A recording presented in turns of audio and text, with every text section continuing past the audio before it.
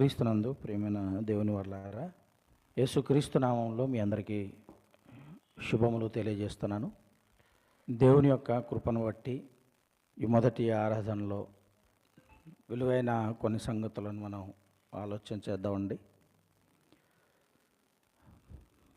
బైబిల్లో రాయబడినటువంటి సంగతులు ఒక రోజో 2 రోజులు వినేది అది కాదు. ఈ ఆదికాండము మొదలుకొని ప్రకటన గ్రంథం వరకు మనల్ని సరిచేయడానికి రాయబడినటువంటి సంగతులు. అందులో రాజ్యాలను గూర్చిన వివరణలు, రాజుల గురించి వివరణలు, ప్రవక్తల గూర్చిన వివరాలు, అపోస్తుల గురించిన వివరాలు, యేసుక్రీస్తు వారి గురించిన చరిత్ర, యేసుక్రీస్తు వారు, అపోస్తలు, ప్రవక్తలు వీళ్ళందరూ పడినటువంటి కష్టం. ఈరోజు మందిరాలలో ఈ విధంగా చల్లగా కూర్చొని దేవుని యొక్క వాక్యాన్ని వినగలిగేటువంటి భాగ్యం మనందరికి వచ్చింది అని అంటే ఆ రోజు వాళ్ళు పడినటువంటి కష్టం. భారతదేశానికి స్వాతంత్రం వచ్చింది అని అంటే స్వాతంత్రాన్ని సాధించడానికి మరి ఎంతోమంది మనకంటే ముందు భారతదేశంలో మహనీయులుగా పిలువబడుతూ, గొప్పవారిగా పిలువబడుతూ, ప్రతిరోజు కూడా తలుచుకునే విధంగా ప్రయాసపడ్డారు కనుక ఈరోజు భారతదేశానికి స్వాతంత్రం వచ్చింది అని మరి సంబరాలు జరుపుకుంటూ ఉంటారు. అంటే బ్రిటిష్ వారి యొక్క పాలన పోయి భారతీయుల యొక్క పాలనలోకి వచ్చి సుమారుగా 76 సంవత్సరాల కాలం పట్టింది అని ఏమండి మనం జరుపుకుంటూ ఉంటారు. వాళ్ళు అనగా యేసుక్రీస్తు వారు, అపోస్తలు వారు ఉపవాసం ఉండి మనకు అన్నం పెట్టినట్టుగా వారు ఎంతో ప్రయాసపడ్డారు కనుక ఈరోజు మనం మరి అంత ప్రయాస లేకుండా దేవునిలో గడపటానికి మరి అవకాశాన్ని వారు కలిగించినట్టుగా బైబిల్ గ్రంథము ఈ ప్రకటన ఆదికాండం నుంచి ప్రకటన గ్రంథం వరకు ఇచ్చినటువంటి ఈ మాటలన్నీ కూడానండి మనల్ని సరిచేస్తూ మనల్ని ప్రభువులో స్థిరులుగా నిలబెట్టడానికి ఇవ్వబడినవి, చెప్పబడినవి కనుక ఏదో ఒక రోజు వినేదానికంటే ప్రతిరోజు వినటానికి అవకాశం ఉంది. ఈరోజు టెక్నాలజీ పరంగా ఏమండి యూట్యూబ్లో మనం చూడగలిగితే ఎన్నో ప్రసంగాలు మనకు కనబడతాయి, ఎన్నో లైవ్లు వస్తుంటాయి సాయంత్రం కాగానే. అలాగే ఎన్నో ప్రసంగాలు అప్లోడ్ చేయబడ్డాయి.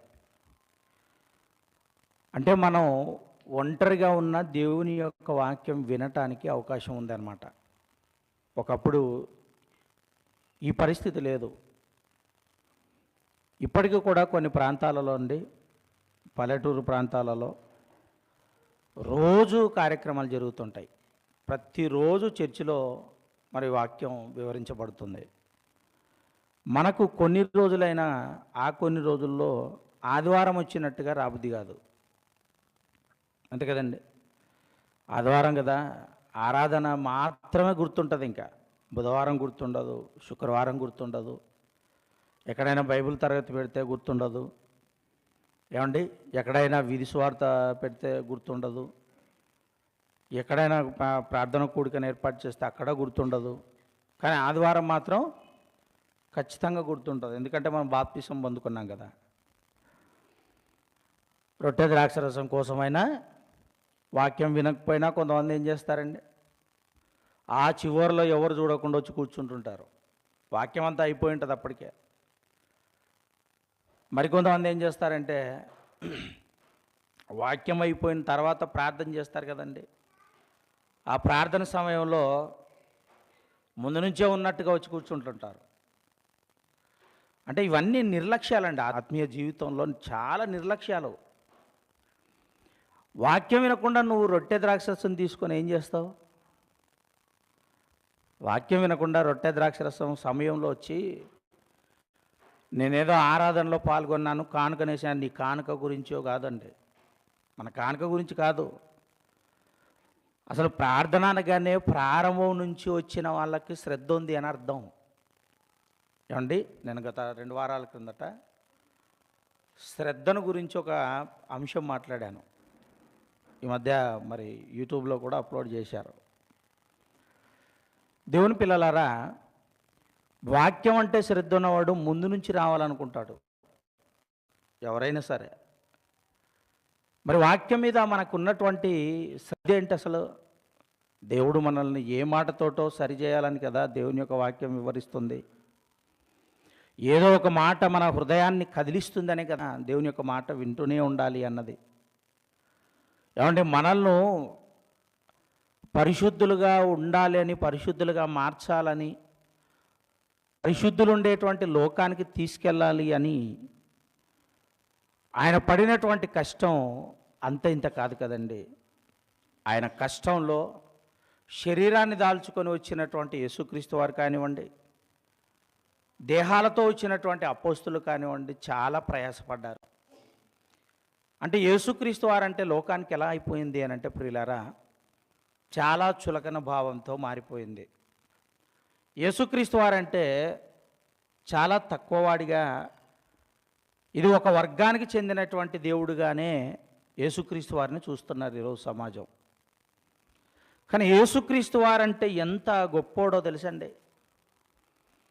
ఎంతో వైభవాన్ని అనుభవించాల్సినటువంటి స్థానంలో ఉన్నటువంటి ఆయన, ఎంతో సుఖభోగాలను అనుభవించవలసినటువంటి ఆయన, ఆనందాన్ని అనుభవించవలసినటువంటి ఆయన భూమి మీదకి ఎలా వచ్చాడండి? ఎలా వచ్చాడో తెలుసండి? ఒకసారి చూద్దామా? కొరింథీయులకు రాసిన 2వ పత్రిక 8వ అధ్యాయము 9వ వచనాన్ని చూడండి ప్రియులారా. మీరు మన ప్రభు అయిన యేసుక్రీస్తు వారి కృపను ఎరుగుదురు కదా అన్నాడు. చూడండి ప్రియులారా, మీరు మన ప్రభు అయిన యేసుక్రీస్తు వారి యొక్క కృపను ఎరుగుదురు కదా అన్నాడు. ఏమండి, దేవుడు మనకు ఆయనను అనుగ్రహించడమే ఒక పెద్ద కృప. మనకిచ్చాడు ఆయనని, మన కోసం ఇచ్చాడు, మన కోసం వచ్చాడు. ఆయన ఏదో ఆయన పని మీద భూమి మీదకి వచ్చాడని అనుకోవద్దండి. ఆయన ఏదో ఏమండి ఎక్కడి నుంచో ఒక ప్రాంతం నుంచి వచ్చాడని అనుకోవద్దండి. ఒక లోకం నుంచి వచ్చిన ఆయన, ఒక లోకం నుంచి వచ్చాడాయన. అంటే మన ప్రభు అయిన యేసుక్రీస్తు వారి కృపను మీరు ఎరుగుదురు కదా అన్నాడు. ఏమండి, మీకు తెలుసు కదా అన్నాడు. ఆయన కృప ఏంటో మనకు తెలుసు కదా. ఎంత కృప చూపించాడు మన మీద. ఆయన ప్రాణత్యాగం మనకు తెలుసు. ఏమండి, ఆయన ఏ పని చేశాడో మనకు తెలుసు. ఎంతమందిని నిలవబెట్టాడో మనకు తెలుసు. ఏమండి, సంఘాన్ని స్థాపించడం మనకు తెలుసు. సంఘం కొరకు ఆయన ప్రాణం పెట్టిన సంగతి మనకు తెలుసు. ఏమండి, ఆయన బోధించిన బోధనలు మనకు తెలుసు. అంటే అర్థం ఏంటి? మీరు ఎరుగుదురు కదా. సమస్తాన్ని సమాజం కొరకు అర్పించాడు ఆయన. ఆ విషయం మీకు తెలుసు కదా అన్నాడు. ఆ విషయం మీకు తెలుసు కదా అని 2వ మాట నుంచి చదవండి. ఇప్పుడు ఆయన ధనవంతుడై ఉండియు మీరు తన దారిద్ర్యము వలన ధనవంతులు కావాలనని మీ నిమిత్తం ఆయన దరిద్రుడయ్యాడు అన్నాడు. చూడండి ప్రియమైన వాళ్ళారా, ఏమంటే అప్పుడప్పుడు సక్సెస్గా నడిచినటువంటి వ్యాపారవేత్తలను కానీ, సక్సెస్గా ఏమండి సినీ రంగంలో రాణించిన వారిని కానివ్వండి, లేకపోతే ఆటల రంగంలో రాణించిన వారిని కానివ్వండి, బాగా మంచి పేరు సాధించిన వాళ్ళు కానివ్వండి, వాళ్ళు ఇంటర్వ్యూ చేస్తున్నప్పుడు ప్రారంభంలో నా పరిస్థితి ఇది అని చెప్తుంటారు. అవునా కదా? ప్రారంభంలో నేను గంజి తాగేవాడిని, ఈరోజు నేను కష్టపడ్డాను కనుక బెంజిలోకి వచ్చాను అని అంటాడు. అవునా కదా? అంటే బెంజ్ కార్లో తిరుగుతున్నాను అంటాడు. ముందు గంజి తాగి బ్రతికినటువంటి అతను నెక్స్ట్ ఇంత కష్టపడి ఈ స్థాయికి వచ్చాడు అంటే, ఈ స్థాయిలో ఇప్పుడు ఈయన ఎక్కడ తిరుగుతున్నాడు అంటే బెంజ్ కార్లో తిరుగుతున్నాడు. ఏమండి, నేను ప్రారంభంలో చీపురు పట్టుకొని రోడ్ల మీద కసువు ఊడ్చేవాడిని. నేను ప్రారంభంలో ఏమండి బస్సులలో టికెట్లు మరి కొట్టేవాడిని. నేను ప్రారంభంలో ట్యాక్సీల దగ్గర మరి టికెట్లు అమ్ముకునేవాడిని బ్లాక్లో అని చెప్పుకుంటూ వాళ్ళ సక్సెస్ గురించి చెప్పుకుంటూ వస్తూ ఉంటారు. అలా వచ్చినటువంటి వారు వాళ్ళని ఒకసారి అడగండి, మరి ఆ స్థాయిలో ఉన్నటువంటి వారు గంజి తాగిన వాడు బెంజిలోకి వచ్చిన వాడు బెంజిలో తిరిగేటువంటి వాడిని మరలా గంజి తాగే స్థితికి వస్తాడా? మనం అడిగితే వస్తాడా? ఏమండి, బ్లాక్లో టికెట్లు అమ్మిన వాడు ఈరోజు కోటీశ్వరుడు అయ్యాడు అనుకోండి. ఆ కోటీశ్వరుడి స్థితిలో నుండి మరలా మరి బ్లాక్లో టికెట్లు అమ్మేటువంటి స్థాయికి ఇది నాది ప్రారంభం కదా, నాకు అన్నం పెట్టింది ఇదే కదా అని చెప్పి మరలే ప్రారంభంకి వచ్చి చేయగలుగుతాడా? చీపురు పట్టుకుంటాడా? మరలా ప్రారంభ స్థితిలోకి వస్తాడా? ఆలోచించను ప్రియులారా. అంటే ఇంత సక్సెస్ను సాధించినటువంటి ఇతను ఒక స్థాయికి వచ్చిన తర్వాత మరలా మొదటి స్థాయికి లేదా క్రింది స్థాయికి రావాలి అంటే ఒక్కరికి కూడా మనసు ఉండదు. ఏ ఒక్కరికి కూడా మనసు ఉండదు. కానీ యేసుక్రీస్తు వారు ఎంత వైభవాన్ని అనుభవించాల్సినటువంటి స్థితి ఉంటే తెలుసండి. పరలోకంలో దేవదూతల సేవలో ఏమండి అమితముగా ప్రేమించే తండ్రి ఏమండి ఒళ్ళో కూర్చొని ఆనందపడేటువంటి ఆయన ఎంతో గొప్ప, అంటే ఏమంటే కలిగి ఉన్నది ఏదియు అన్నాడంటే అది చిన్న మాట కాదండి. కలిగి ఉన్నది ఏదియు అన్నాడు అంటే ఇంకా దేన్ని తీసుకొస్తారు చెప్పండి? కలిగి ఉన్నది ఏదియు అంటే దేన్ని తీసుకొస్తాం? ఏమండి, ప్రకృతిలో కనిపించేటువంటి ఏ వస్తువైనా, మనం వినియోగించుకుంటున్న ఏ వస్తువైనా, మనం తినే ఆహారమైనా, త్రాగే నీళ్ళైనా, పీల్చే గాలైనా, ప్రతిదీ కూడా ఏదియో అన్నాడు అంటే అర్థం ఏంటి? ఇంకా మనం అంచనా వేయలేమండి, ఇంకా మనం వివరించలేమండి, మనం ఇది అని చెప్పలేమండి. ఇంకా దేన్నైనా తీసుకొని రండి, దేన్ని తీసుకొచ్చినా కలిగి ఉన్నది ఏదియు కలిగించబడిందే కదండి లోకంలో. నువ్వు కలిగించిన వాడివే, నేను కలిగించిన వాడే, ప్రకృతి కలిగించబడినదే. కనిపించుతున్నటువంటి ఏ వస్తువైనా యేసుక్రీస్తు వారి దగ్గరికి తీసుకొస్తానండి, ఈయన లేకుండా ఇది కలగలేదని చెప్పాల్సిందే. యేసుక్రీస్తు లేకుండా ఇది కలగలేదని చెప్పాల్సిందే ఎవరైనా కానీ. ఏమండి, ప్రభువు మన సెరిగినవాడు, ప్రభు యొక్క వాక్యాన్ని తెలిసినవాడు, ప్రభు వాక్యం వింటున్న వాళ్ళు ఎవరైనా సరే అండి, కలిగి ఉన్నది ఏది కూడా ఆయన లేకుండా కలగలేదు. కానీ ఆయన అంత వైభవంగా ఏమంటే అంతంలో అంత ఆనందకరమైనటువంటి లోకాన్ని, పరిశుద్ధులు ఉండేటువంటి లోకాన్ని వదిలిపెట్టి భూమి మీదకి వచ్చాడు. ఆయన ఎలా ఉన్నాడో తెలుసా? మన నిమిత్తం దరిద్రుడిగా మారిపోయాడంట. ప్రియమైన వాళ్ళారా, మన నిమిత్తం ముందు ప్రయాసపడ్డారు కనుక ఏమండి ఈ విధంగా కూర్చొని వాక్యాన్ని వినగలిగేటువంటి భాగ్యాన్ని దేవుడిచ్చాడు అని అంటే ఆయన మూలంగానే కదా, యేసుక్రీస్తు వారి మూలంగానే కదా. వాక్యాన్ని విని వాటి ప్రకారంగా ఏమండి అవకాశం ఇచ్చాడు, అలా బ్రతకాలని అవకాశం ఇచ్చాడు. ఆయన మూలంగానే కదా, యేసుక్రీస్తు వారి మూలంగానే కదా. అంత ధనవంతుడై ఉండి, ఆయన ధనవంతుడయిండి అనే మాట ఉంటుంది. ఆ మాట చదవండి, బాగుంటుంది. ఆయన ధనవంతుడై ఉండి మీరు తన దారిద్ర్యము వలన ధనవంతులు కావాలనని మీ నిమిత్తము దరిద్రుడాయను అన్నాడు. చూడండి ప్రియమైన వాళ్ళారా, లోకంలో ఎంతో సాధించిన వారిని చూడండి, యేసుక్రీస్తు వారిని చూడండి.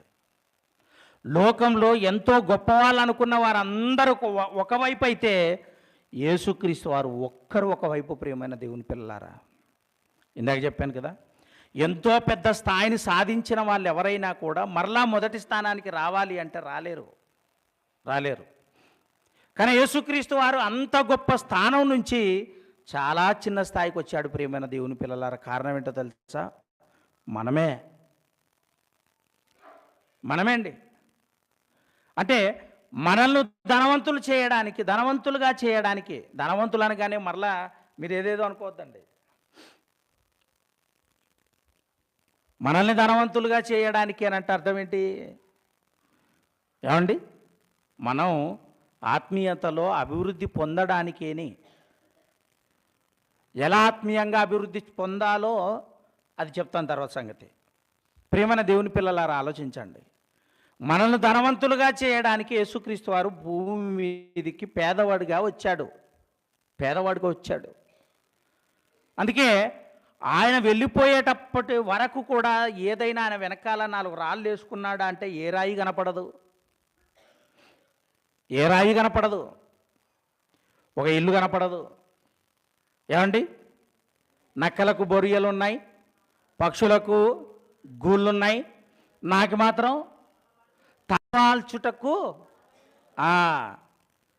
తలవాల్చుటకు స్థలం లేదు. అవని అంతా ఆయనదే. ఆయనకి అది అవని అంటే కనిపించేటువంటి ఈ ప్రకృతి అంతా కూడా ఆయనదే. ఆయన లేకుండా కలగలేదు కదా. కానీ లోకానికి తెలియదండి. ఆయనే మూలం కదా అని ఆయనకి ఏమంటే లోకానికి తెలియదు. ఏది తీసుకున్నా కూడా తన కష్టాన్ని వెనకాల చూసుకుంటాడు. ఏది సృష్టించినా కూడా తన ఆలోచన వెనకాల తీసుకుంటాడు. ఏది కలిగించినా కూడా ఏదైనా ఒక ఇల్లు కట్టాడు అంటే తన కష్టాన్ని వెనకాల చూసుకుంటాడు. కానీ ప్రియమైన వారలారా, అన్నింటికి మూలం, అన్నింటికి యేసుక్రీస్తు వారు లేకుండా జరగదు అనేటువంటిది సత్యం అనేది ప్రియులారా లోకానికి తెలియదండి. లోకానికి తెలియకనే బ్రతుకుతున్నాడు. ఏమండి, యేసుక్రీస్తు వారు మరి దరిద్రుడిగా భూమి మీదకి వచ్చాడంటే పేదవాడుగా వచ్చాడు కనుక ఆయన జరిగిస్తున్నటువంటి పరిచర్య, దేవుని పరిచర్య, ఈ పరిచర్యలోనండి మరి వాక్యాన్ని ప్రకటిస్తున్నాడు, ఆయా ప్రాంతాలు తిరుగుతున్నాడు. మరలా మరి ప్రభుత్వానికి కూడా ఆ సమయంలోనండి ప్రభుత్వానికి కూడా లోబడి బ్రతికాడు ఆయన. ఎలా బ్రతికాడు అన్నప్పుడు ప్రియులారా, పన్ను వసూలు చేయాలి అని వాళ్ళ దగ్గరకు వచ్చారు. పన్ను వసూలు చేయాలని ఆయన దగ్గరకు వచ్చారు. ఆయన దగ్గరకు వచ్చినప్పుడు మరి ప్రభు బోధకుడు ఉన్నాడు కదా, ఆయన పన్ను చెల్లించాడా అంటే అపోస్తులు ఏమంటారంటే చెల్లిస్తాడు అని అంటారు. మరి చెల్లిస్తాడు అన్నప్పుడు యేసుక్రీస్తు వారి దగ్గర ఏమైనా ఉంటే కదా వీళ్ళు ధైర్యంగా చెప్పాలి. ఏమండి, ఆయన దగ్గర ఏదన్నా ఉంటే కదండి చెల్లిస్తాడు అని చెప్పాల్సింది. ఆయన దగ్గర ఉందా లేదని తెలుసుకోకుండా వీళ్ళు ఏమన్నారు అంటే పన్ను చెల్లించే వారికి చెల్లిస్తాడు అని చెప్పారు. ఆ సందర్భాన్ని చూద్దాం.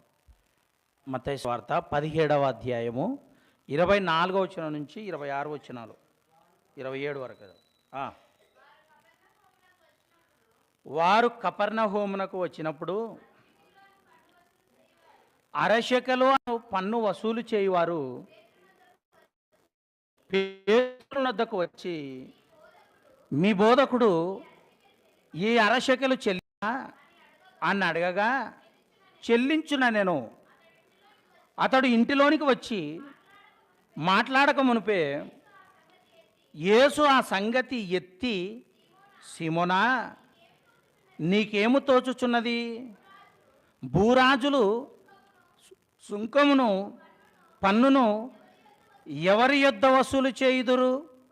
కుమారుల యొద్దనా అన్యుల యొద్దనా అని అడిగాను.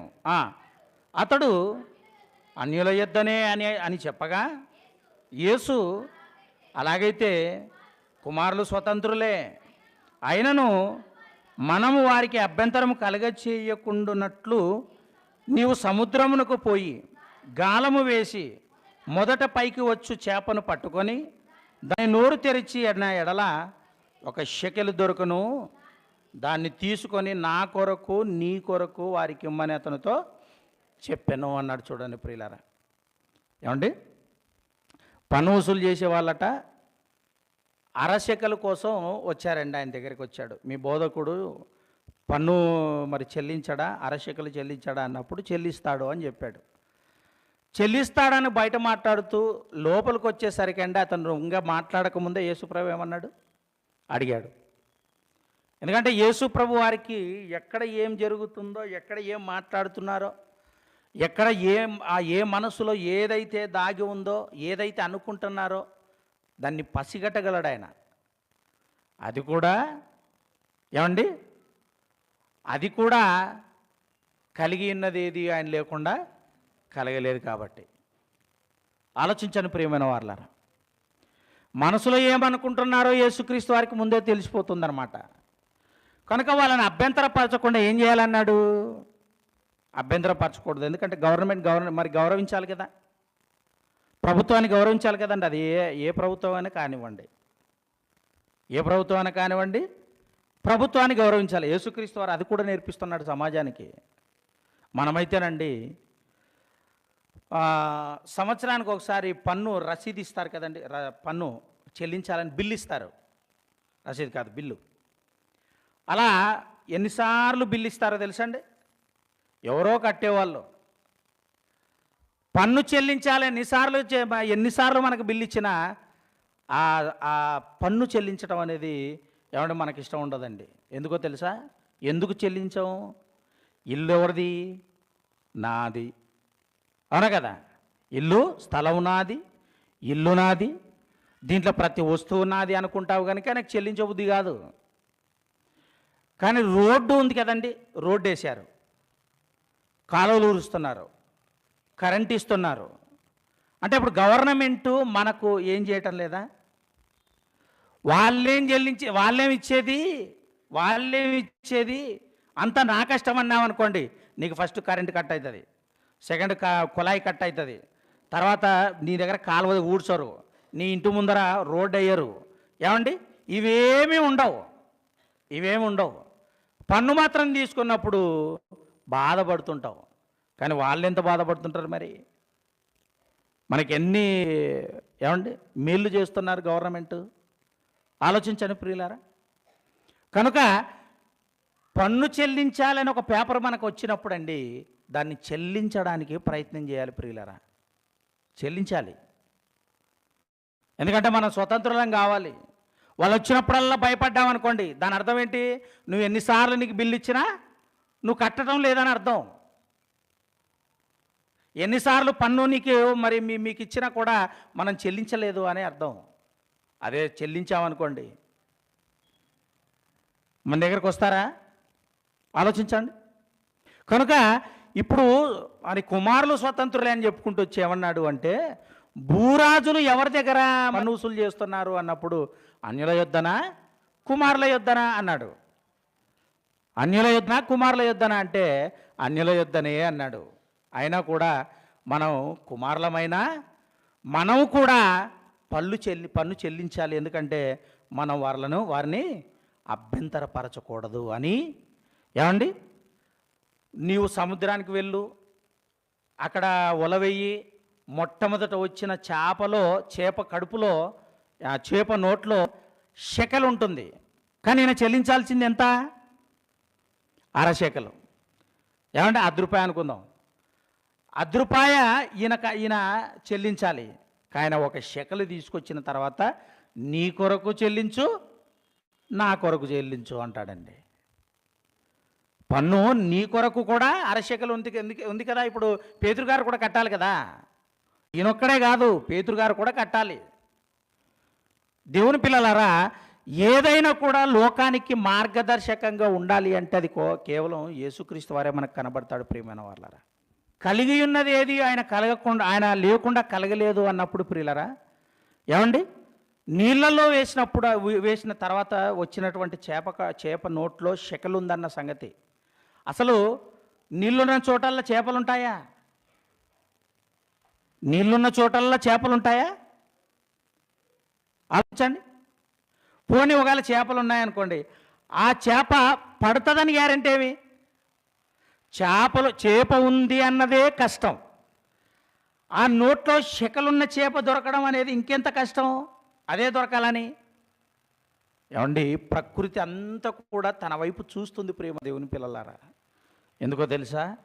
ప్రభువు నోటు నుంచి ఏ మాట అయితే వస్తుందో, ఒకవేళ నా గురించే వస్తే, ఒక చేప అనుకుంటుందట, నాకు ఒకవేళ ప్రభు యొక్క ఆజ్ఞ వస్తుందేమో అని. ఒక ఆకాశం అనుకుంటుందట ప్రభు యొక్క ఆజ్ఞ వస్తుందని.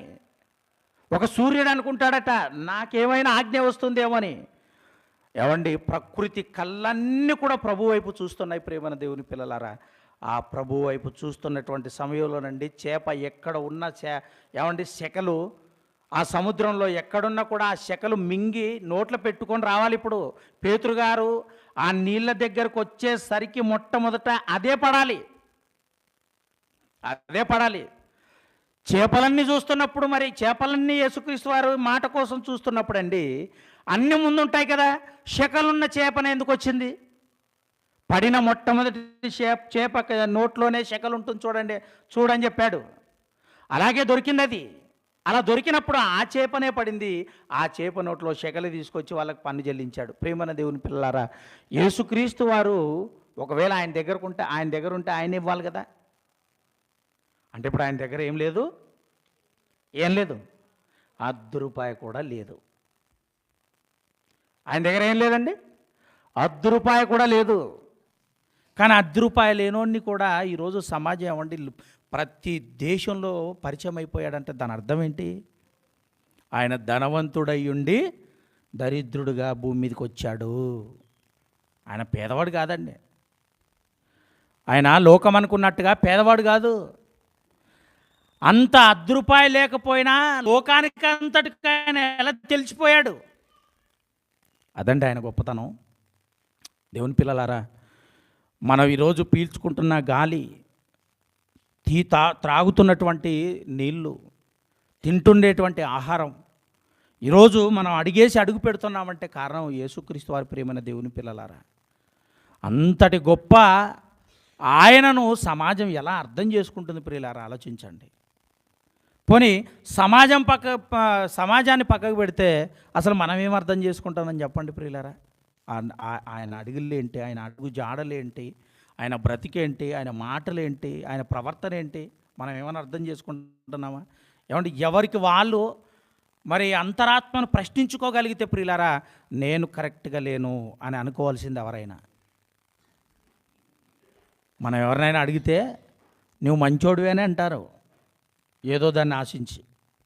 నువ్వు మంచోడివనే అంటారు. కానీ మన అంతరాత్మను అడుగారనుకోండి, నువ్వు షెడ్డోనివి అని ఫస్ట్ చెప్పేది మన అంతరాత్మనే, మన మనస్సాక్షి. క్షమించండి, మన మనస్సాక్షి నువ్వు షెడ్డోనివని నంబర్ 1 స్థానం మొట్టమొదటిగా చెప్పేది అదే. కాబట్టి ప్రియులారా, యేసుక్రీస్తు వారికి విషయంలో కానీ, తండ్రి అయిన దేవుని విషయంలో కానివ్వండి, మనం ఎల్లప్పుడూ కూడా కృతజ్ఞులుగా ఉండాలి ప్రియమైన వాళ్ళరా.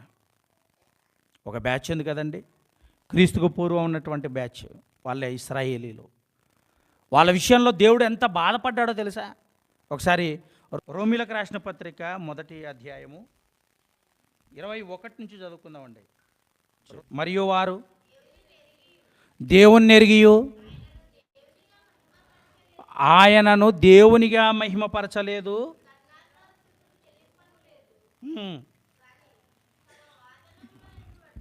వాళ్ళంట దేవుని మహిమపరచలేదు, కృతజ్ఞతాస్తుతులు చెల్లించను లేదు అన్నాడు. చూడండి ప్రియమైన వాళ్ళరా, కృతజ్ఞతాస్తుతులు కూడా చెల్లించలేదు. తింటారు, వెంటనే మర్చిపోతారు. మాంసం అడుగుతారు, మాంసం తెప్పిస్తాడు, అది తింటారు, మర్చిపోతారు. ఏమండి, కాళ్ళకు చెప్పులు అరగలేదు, వేసుకున్న బట్టలు మాయలేదు. ఏమండి, వాళ్ళు ఎంత సుఖంగా ఈ 40 సంవత్సరాల ప్రయాణం జరిగిందంటే ప్రియమైన వాళ్ళరా, ఏ లోటు లేకుండా చూసుకున్నా కూడా వాళ్ళు ఏ రోజు కూడానండి దేవునికి స్తోత్రం చెప్పలేదటండి. ఇప్పుడు మనం ఎలా ఉండాలి? ఏమండి, తిన్న ఆహారం అరగాలన్నా దేవుడే, తినేటువంటి ఆహారం ఇంకా ఈ 5 ఏళ్ళు నోట్లోకి పోవాలి అన్నా దేవుడే. ఎవరైనా కూడానండి ప్రతి విషయంలో దేవునికి కృతజ్ఞతాస్తుతులు చెల్లించేవాళ్ళు. వందనాలు తండ్రి, వందనాలు తండ్రి, ఇచ్చిన ఆహారాన్ని బట్టి వందనాలు తండ్రి. ఏమండి, నన్ను ఈరోజు బ్రతికించినందుకు వందనాలు తండ్రి, నాకు గాలి ఇచ్చినందుకు వందనాలు తండ్రి, పండు తినేటప్పుడు ఈ పండు ఇచ్చినందుకు వందనాలు తండ్రి. ఎప్పుడైనా అంటారండి? పండు దొరికిందంటే సడల వేసుకోవటమే, మాంసం ముక్క దొరికిందంటే అలాగా నోట్లో వేసుకోవటమే, ఏదైనా కూడా తినటమే తినటమే తినటమే తినటమే కానీ దేవుణ్ణి మాత్రం జ్ఞాపకాన్ని చేసుకోండి. ఎందుకో తెలుసండి, ఎందుకు ప్రతి దానికి దేవునికి వందనాలు చెప్పాలంటున్నాను అంటే, కీర్తనల గ్రంథం చూద్దాం. కీర్తనల గ్రంథం 113వ అధ్యాయం 3వ వచనం. కీర్తనల గ్రంథము 113వ అధ్యాయము 3వ వచనం. సూర్యోదయము మొదలుకొని సూర్యాస్తము వరకు యెహోవా నామము స్తుతి నొందదగినది అన్నాడు. చూడండి ప్రియమైన వాళ్ళారా, సూర్యోదయము మొదలుకొని, నువ్వు పడుకొని లేస్తావు కదా, సూర్యోదయం మొదలుకొని సూర్యాస్తమం వరకు యెహోవా నామం ఎలాంటిదట? స్తుతింపబడినదగినది. అంటే అర్థం ఏంటి? ప్రతి విషయంలో నువ్వేం చేయాలి? వందనాలు తండ్రి, కృతజ్ఞతలు తండ్రి, కృతజ్ఞతలు తండ్రి, కృతజ్ఞతలు. అంటే ఉదయం మొదలుకొని రాత్రి వరకు స్తుతింపబడినదగిన నామం అండి దేవుని నామం. నీకు వ్యాపారం జరిగిందంటే వందనాలు తండ్రి, నువ్వు ఎక్కడైనా ప్రయాణమై ఇంటికి వచ్చావంటే వందనాలు తండ్రి, ఇంటికి వచ్చి మంచినీళ్ళు తాగంటే వందనాలు తండ్రి, నీళ్ళు తాగేటప్పుడు దేవుడే మతికి రావాలట, భోజనం తినేటప్పుడు ఏమంటే దేవుడు మతికి రావాలట, జ్ఞాపకానికి రావాలట, పడుకునేటప్పుడు దేవుడు జ్ఞాపకానికి రావాలట, లేచిన వెంటనే రాత్రంతా కాపాడాడు కదా దేవుడు, మతికి రావాలి, జ్ఞాపకానికి రావాలి. ఇట్లా ప్రతి విషయంలో కూడానండి, సూర్యోదయం నుండి సూర్యాస్తం వరకు, సూర్యుడు అస్తమించే వరకు, ఉదయించిన నాటి నుంచి అస్తమించే వరకు ఆయన స్తుతింపబడిన నామం, స్తుతింపబడినటువంటి నామం అండి. అలాంటి నామాన్ని మనం ఏమండి ఆయనకు వందనాలు చెప్తున్నామండి. పోనీ 3 పూట్ల తింటున్నాం కదా, 3 పూట్లనైనా అంటున్నామా? ఆలోచించండి. 3 పూట్ల తింటున్నాం కదండి. కొంతమంది రెండు పూట్ల తింటున్నారు, 2 పూట్ల అంటున్నామా? ఆలోచించండి. దేవుని పిల్లలారా, ప్రతి విషయంలో కూడా స్తుతింపబడినది యెహోవా నామము అన్నాడండి. దేవునికి కృతజ్ఞతాస్తుతులు చెల్లించటం, కృతజ్ఞతాస్తుతులు చెల్లించటం. ప్రియమైన దేవుని పిల్లలారా, ఆలోచించండి.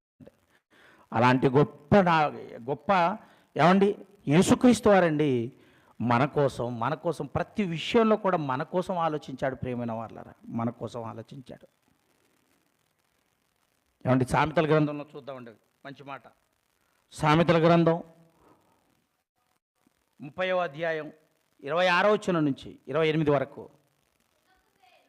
చిన్న కుందేలు బలము లేని జీవులు అయినను అవి పేటు సందులలో నివాసం కల్పించుకొనును. మిడుతలకు రాజులేరు అయినను అవన్నీ పంక్తులు తీరి సాగిపోతాయి అన్నాడు. చూడండి ప్రియమైన వాళ్ళరా, తర్వాత బలి గురించి వస్తుంది. ఏమండి, కుందేలు తనకున్నటువంటి బలము తనంతట తానే అంచనా వేసుకుంటుందట అండి. కుందేలట, చిన్న కుందేలుకి తన బలం చాలా చిన్నదట, చాలా చిన్నది. అలాంటి చాలా చిన్నదైనటువంటి ఆ బలం అండి ఎవరిని ఎదుర్కోవడానికి మరి చాలదు కాబట్టి అది ఏం చేస్తుందో తెలుసా? పగిలిపోయినటువంటి గుండ్ల మధ్య, ఏమండి, ఈ రాళ్ల మధ్యకు వెళ్ళిపోతుందటండి. రాళ్ల మధ్యకు ఎవరికి దొరకకుండా రాళ్ల మధ్యకు వెళ్ళిపోతే నన్ను ఎవరు పట్టుకోరు కదా అని తన ధైర్యంతో వెళ్ళిపోతుందటండి. ఎందుకంటే ఎవరిని ఎదుర్కోలేదు, అది ఎవరిని ఎదుర్కోలేదు. ఏమండి, ఈ జీవుల గురించి చెప్పుకుంటూ వస్తున్నాడు అని అంటే ప్రియులారా, దానివల్ల మనకి ఏదో పాఠం నేర్పిస్తున్నాడు కదా. ఆలోచించండి, దానివల్ల మనకి ఏదో పాఠం నేర్పిస్తున్నాడు కదండి. అంటే బలము లేని కుందేలు ఎలాగైతే పేటు సందుల్లోకి వెళ్ళిపోతుందండి, క్రైస్తవ జీవితంలోకి వచ్చిన తర్వాత క్రైస్తవుడు కూడా ఎలా మారిపోవాలంటే బలహీనుడిగా మారిపోవాలి, బలము లేనివాడిగా మారిపోవాలి. ఏమండి, బైబిల్ పట్టుకొని వచ్చి చర్చి దగ్గరకు వచ్చి ఇలా అన్నాం అనుకోండి, బైబిల్ పట్టుకుంటాం అంటే పట్టుకున్నా అంటే దాని అర్థం ఏంటి? దీనుడు అని అర్థం. బైబిల్ పట్టుకున్నాడంటే అర్థం ఏంటి? ప్రేమ కలిగిన వాడు అని అర్థం. బైబిల్ పట్టుకున్నాడంటే అర్థం ఏంటి? ఎవరిని కూడా ఏమండి ఎవరిపై కూడా తన చెయ్యి వేసుకోకుండా ఉంటాడని అర్థం. చర్చి దగ్గరకు వచ్చి ఓ చేతిలో బైబిల్ ఓ చెయ్యి ఇలా అన్నామనుకోండి, దాని అర్థం ఏంటి? ఇంకా అనగలేదని అర్థం. ఆలోచించండి ప్రియులారా. కనుక క్రైస్తవుడుగా ఉన్నటువంటి మనవండి ప్రతి విషయంలో బలమంతా లేదనుకొని బ్రతకాలటండి. ఇక నాకు బలం లేదు, నా బలం నా ప్రభు, నా బలం నా దేవుడు, నా బలం ఇదిగో వాక్యం, నా బలం బైబిల్ అని బ్రతకాలండి. అలాగే మిడతలు చూడండి ఒకసారి. మిడతల మాట చదవండి. మిడతలకు రాజు లేడు, అయినను అవన్నీ పంక్తులు తీరి సాగిపోతాయటండి. మిడతలటండి పంక్తులు తీరి సాగిపోతాయట. దానికి రాజు ఉండరు, చెప్పేవాళ్ళు ఉండరు, ఇలా రండి అని చెప్పేవాళ్ళు ఉండరు, వెళ్దామని చెప్పేవాడు ఉండడు, రాజు లేడు. కానీ పంక్తులు తీరి సాగిపోతాయటండి. కరెక్ట్గా వాటి యొక్క వేరుంటుంది. ఒక వెళ్తుందో దాన్ని గౌరవిస్తాయి. కానీ మనకి చెప్పేవాళ్ళు ఉంటారు, నాయకులు ఉంటారు, అధికారులు ఉంటారు, అందరు ఉంటారు. క్రైస్తవులుగా సేవకుడు కూడా ఉంటాడు మనకు చెప్పేవాళ్ళు, మంచి మాటలు చెప్పేవాళ్ళు, మార్గంలో నడిపించే వాళ్ళు ఉంటారు. అయినా మన మార్గాలు ఎలా ఉంటాయో తెలుసండి? ఈ మార్గం ఒకటే కాదు, నాకు చాలా ఉన్నాయి అనుకుంటాం. బయటికి వెళ్ళిన తర్వాత ఎన్ని మార్గాలు వెతుక్కుంటామో తెలుసండి? ఒక్కొక్కరిదో ఒక మార్గం, ఒక్కొక్కరిదో మార్గం. ఇది నాది అనుకొని వెళ్ళిపోతాం. కానీ నిజంగా దేవుడు ఏ మార్గాన్ని గురించి మనకు చెప్పాడని ఎప్పుడైనా ఆలోచించారా ప్రియులారా? ఎప్పుడైనా ఆలోచించారా? బయటికి వెళ్ళిన తర్వాత డబ్బు కొరకు వెళ్ళే వాళ్ళు కొందరు, డబ్బు సంపాదించుకుంటూ కొందరు, ఇష్టానుసారంగా బ్రతికే వాళ్ళు కొందరు. ఏమండి ఇష్టానుసారంగా బ్రతకడం, నా ఇష్టం అనుకొని బ్రతకడం దేవునికి ఇష్టం లేని పదం అండి అది.